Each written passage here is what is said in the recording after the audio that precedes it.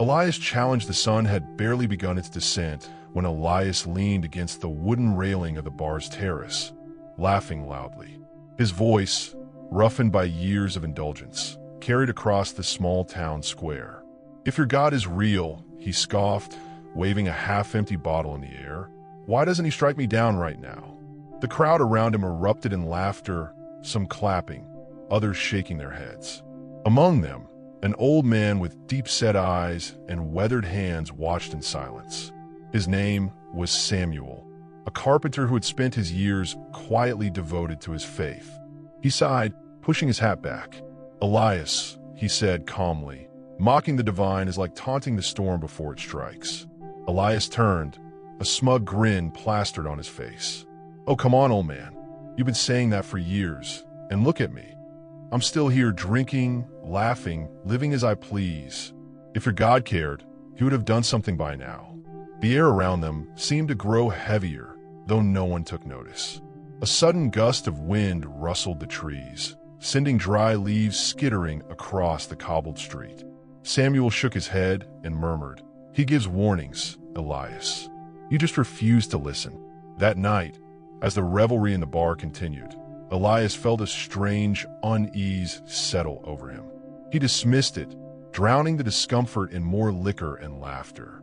But when he stumbled home through the dimly lit streets, the shadows seemed deeper, the silence more oppressive.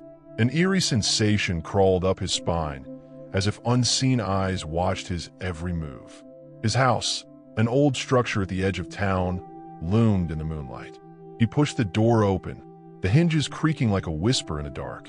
As he stepped inside, the candles flickered violently before extinguishing, plunging the room into darkness. A low, guttural sound echoed through the house. His heart pounded. "Who's there?" he called out, his voice no longer filled with bravado. Silence. Then a whisper, soft, chilling, unmistakable. "You called upon him, and he is listening." A cold grip tightened around Elias' chest. He turned, but the darkness offered no answers. Something unseen, something beyond mortal comprehension, had answered his mockery, and it had only just begun. Chapter 2.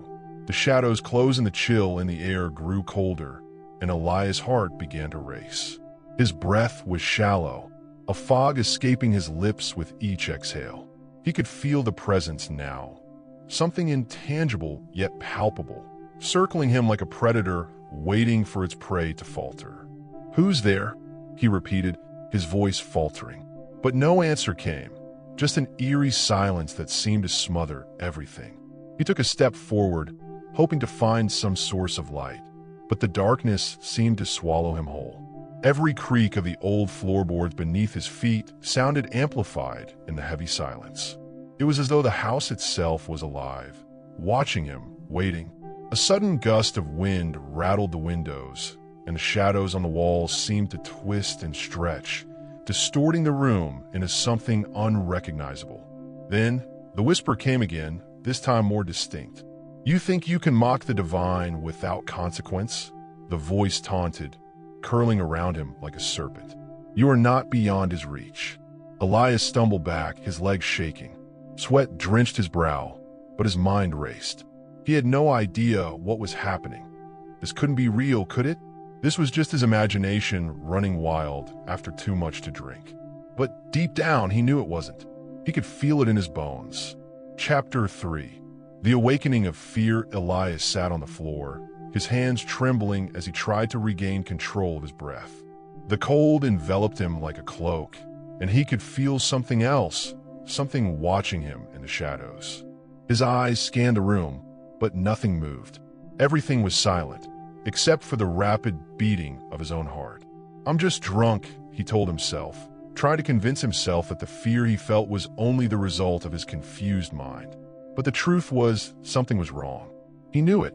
The shadows on the walls stretched, as if they were twisting, gaining a life of their own.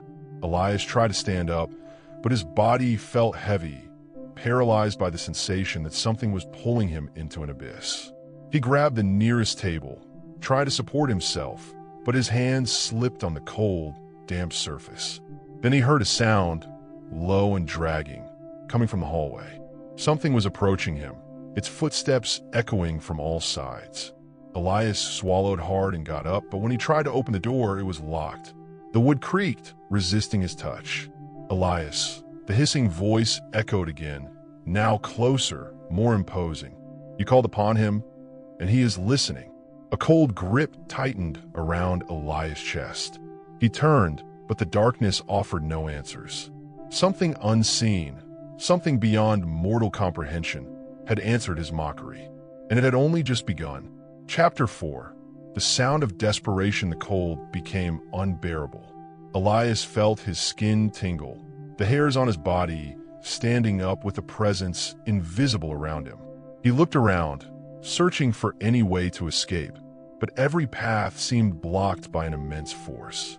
The voice spoke again, this time quieter, more intimate, as if coming from the depths of his mind. You cannot escape your fate, Elias. You knew this was coming. Sooner or later, the divine would claim its due. No, I didn't know. Elias screamed, his words swallowed by the sound of the void. I was just messing around. This is madness. But there was no turning back. The emptiness in the room expanded, swallowing all sounds. Elias knew that something terrible was approaching. He looked toward the window, but the darkness outside seemed more threatening than ever. He could no longer distinguish what was sky and what was darkness. Then, with a deafening crash, the door opened on its own. The sound was overwhelming, and a gust of cold wind entered the room, extinguishing all the candles in an instant. The darkness was absolute. Elias closed his eyes, expecting the end, but nothing happened. He waited, tense, until the pressure in the air dissipated. Hesitantly, he opened his eyes, and for a moment, he thought it was all over. But it was not the end. It was only the beginning. Chapter 5. The vision of darkness. The darkness seemed to swallow everything around him. Elias was on his knees, trembling, trying desperately to push away the terror that dominated him. He opened his eyes slowly, and for a brief moment, everything was silent. But then he saw, in the corners of the room, the shadows began to move, crawling along the walls, taking on distorted and grotesque shapes. One figure in particular seemed to stand out, floating in the center of the room. Elias tried to look closer, but his mind refused to comprehend what it saw. It was an entity, but not of flesh and bone.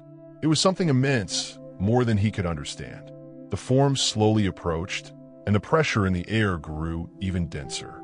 Elias tried to step back, but the room was immersed in an oppressive void. There was no escape. The voice spoke again, more clearly now, almost like a whisper in his mind. You called upon it, Elias. Now you will see what happens to those who mock the divine. Elias could no longer breathe. The panic consumed him completely, and he fell to the floor, powerless before the creature. Chapter 6. The impossible refuge. Elias was exhausted. The weight of the room pulsed with a strange energy, the air heavy with anticipation. Elias stood frozen, staring at the figure before him, its glowing eyes now piercing through him as if they could see into his very soul. The silence was suffocating, and his breath quickened, each exhale a desperate attempt to ground himself in reality. The figure's voice echoed again, this time more intense, almost commanding. What will it be, Elias? Will you continue down the path of mockery, or will you acknowledge the divine presence that has been calling you all along? Elias clenched his fists, his body trembling with a mixture of fear and defiance. He wanted to scream, to run, to deny everything. But deep down, he knew there was no running anymore. No more hiding. The truth had come for him, and it was time to face it. He swallowed hard, feeling the weight of the decision pressing on him. This was not just a choice about belief. It was a choice about who he was, who he wanted to be. A man who mocked the divine, or one who could finally acknowledge his own limitations and seek redemption. Elias opened his mouth to speak, but no words came out. His throat was dry, his mind racing. The light from the figure's eyes seemed to burn into his very being, unraveling the layers of arrogance and pride that had built up over the years. You must choose now, Elias, the figure repeated, its voice softer now, almost tender. Time is running out, and in that moment, Elias understood. He understood the weight of his own defiance, the consequences of his actions. It was not just about a divine being, it was about his own soul. He had mocked for so long, but now, the consequences of that mockery were clear. The figure's eyes softened, as if waiting for him to make the decision. Elias closed his eyes, feeling a lump form in his throat. "I choose," he whispered, his voice breaking. "I choose to face the truth." The room began to shift around Elias, the walls expanding, the air clearing, and the weight of the presence lessening. As the figure's gaze softened, the bright light that had filled the space started to dissolve into a warm, golden glow. It felt as if the darkness had been lifted, and for the first time in what seemed like ages, Elias could breathe freely. The figure's form began to fade, but its presence remained, lingering in the air like a comforting embrace.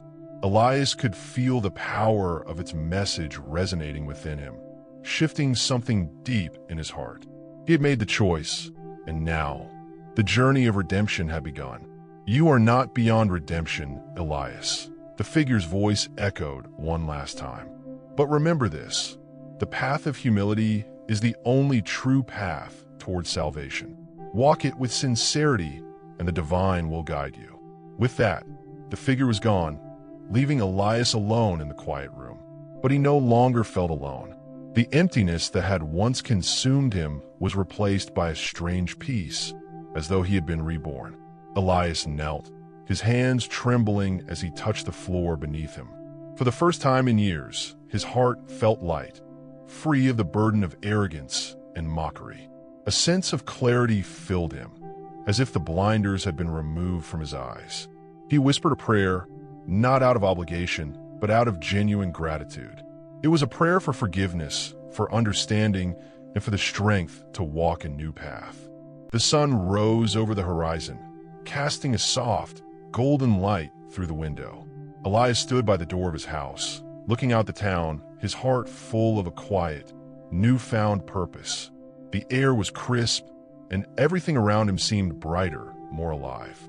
It was as if the world itself had been transformed.